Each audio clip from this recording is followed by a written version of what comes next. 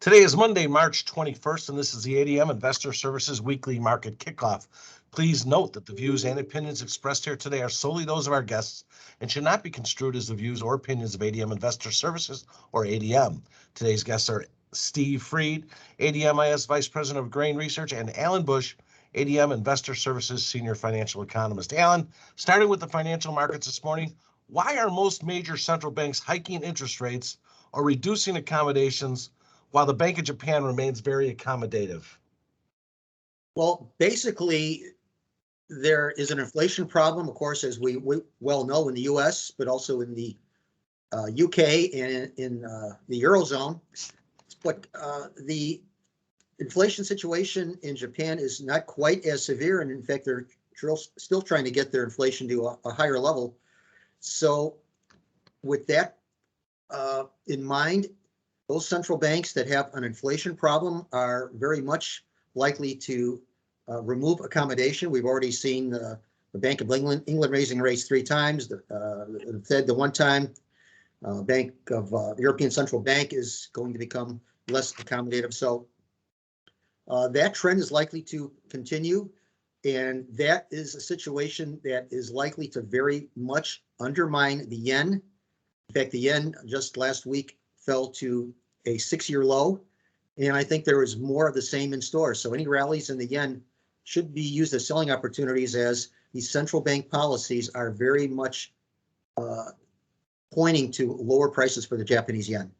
Follow up to that question, Alan, how long will the Federal Reserve remain on its current path of hiking interest rates in an effort to subdue inflationary pressures here? Okay, the financial futures markets are predicting that the Fed will have a very steady path of hiking rates.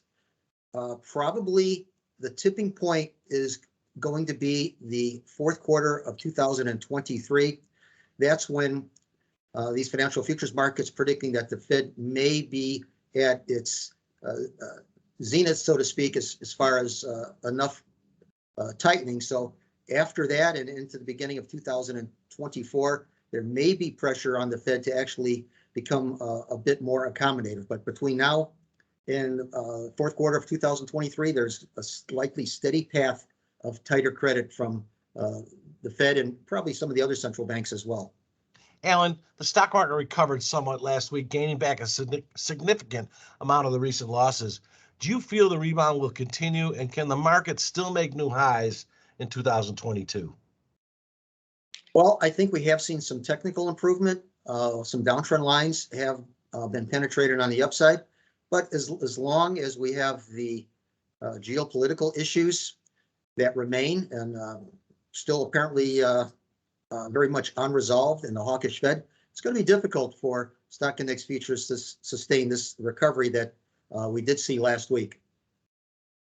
Steve, turning now to the grains, what's the latest impact on U.S. corn, soybeans, and wheat supplies due to the ongoing war in Ukraine? Well, kind of tagging along with what Alan had talked about inflation, the concern is the lack of supply of fertilizer, metals, food, which is defined mostly as wheat and corn, and energy. And so we're seeing today a spike in those prices. You know, we're for the first time trading nearby beans back over $17 after the recent sell-off. We've got nearby corn near $7.60, which is approaching contract highs, and wheat is at $11.42, which is up against some strong resistance at the $11.50 area. So I think last week we sold off a little bit, profit taking in case the war was going to maybe have some peace or ceasefire talks. We're putting all that back and more on today. Steve, you mentioned the grains and a few other commodities as well, but what are the latest concerns about commodity inflation and the impact on all these futures prices? I mean, I think some of it is probably flight to quality, but the rest of it is legitimate supply concerns. Yeah, there's about 15 million tons or 500 million bushels of corn that was going to be shipped out of Ukraine. That probably won't happen. Plus, they normally plant 40 million ton corn crop, export 30 of that. They guesstimate now is that they probably won't plant and produce as much as 20 million tons. 70% of the fuel they get, diesel fuel they get from to plant crops, comes from Russia and Belarus. We also have a similar amount of wheat that probably won't be shipped out of Russia. Their domestic flour prices are record high, so it's a kind of a conflict of decision. Do you keep the war going on and have a reduced supply of wheat to pay your bills, and it still has flour prices at record high. We also have reduced crops in South America. So, you know, this past September, October, November, December, our combined corn, bean, wheat, and sorghum exports were about 2280 million bushels. The previous year, we had a record of 2746.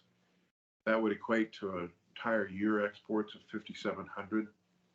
The record was 6290 a year ago. Some people think the actual exports will be closer to 6.1 billion, and that 2023 will be close to 6.5 billion. And so Dees Corn is making new contract highs, and part of that is due to this unbelievable record amount of grain we'll start shipping out of the U.S. Starting this spring, going all the way into first quarter of 2023. Steve, here in Chicago, we're always glad when winter's over. Today's March 21st. It's first day of spring. You know, what's the latest short-term and long-term U.S. weather forecast and its potential impact on 2022 futures? Over the weekend and today, the rain event for the Southern Plains has been disappointing. We've only seen about 45% of the area get an inch of rain. It'll be 6 to 10 days warm and dry. There is another possible rain event on day 14. And this is critical because if we start putting moisture at least over half of the Southern Plains, it may reduce the chance of a ridge. But our guy is still looking for a ridge to develop in the Southern Plains. We could have a lower hard red runner wheat crop. We could have lower stocks, even though acres are going to be higher. And if that ridge does develop, it increases the chance long term for the ridge to develop into like Iowa, Nebraska, and South Dakota, and parts of southwest Minnesota, potentially reducing the size at least of our corn crop.